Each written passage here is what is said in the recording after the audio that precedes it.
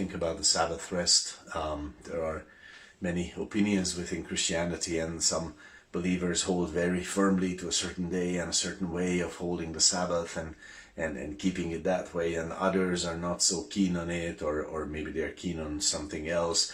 But today, as we think about the Sabbath, and we read about it here in Exodus 20 verse 10, the seventh day is the Sabbath of the Lord your God.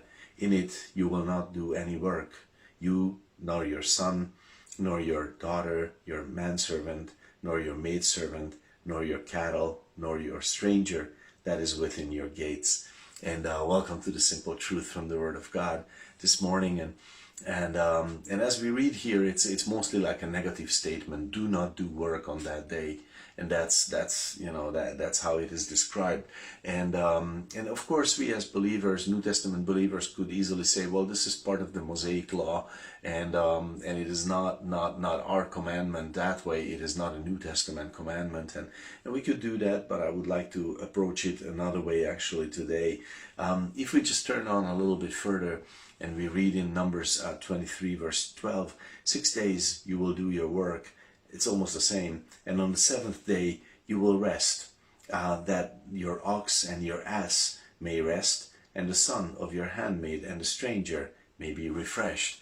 And that's a little bit different, because it is not saying now do not do work, but it's saying rest. It's a positive commandment. It's saying rest, take your time, and also be refreshed. And the Hebrew word there is to breathe, like take a breather, basically, like it's and if you do physical work, of course, the physical labor, it's great to be, it's great to have the seventh day. We actually need it. We are made that way.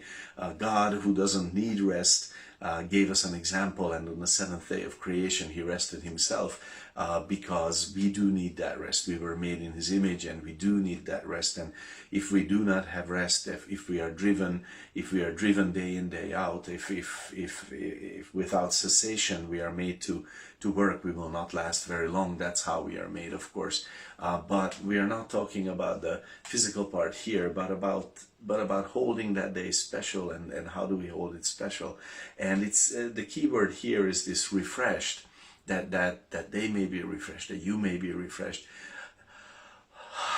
that you may take that breather, you may take a fresh breath, and things may change for you. And how does that happen? I believe the wonderful thing about the Sabbath day rest is not so much the cessation of work, because look, even when I'm not working, I can still worry about my job, right? I can take home the job, and I can sit home and veg out on the couch and look, just blandly, and still, like churn on the job and things to do, and like one of the dangers, we go into the church and we're there doing the service, and we're planning about our business, how I'm going to make that contract happen, and how is that going to go, and like we are turning around things, that we're not resting. Actually, we're not refreshing, even though physically we are not doing anything.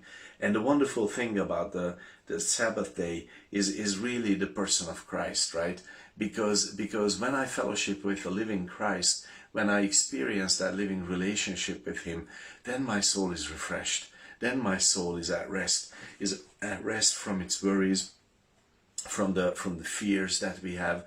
I can just say, Jesus, that's the wonder of it. And that's why when someone says, when do you celebrate the Sabbath, we say Sabbath, and Saturday, and we say, and on Thursday and Tuesday and Wednesday and Friday, every day of the week, really. Why? Because whenever I meet Jesus, whenever I fellowship with Jesus in a fresh way, my soul goes from its worries, from its fears, and I can enjoy that rest that day. God bless your days, and God bless your days with that.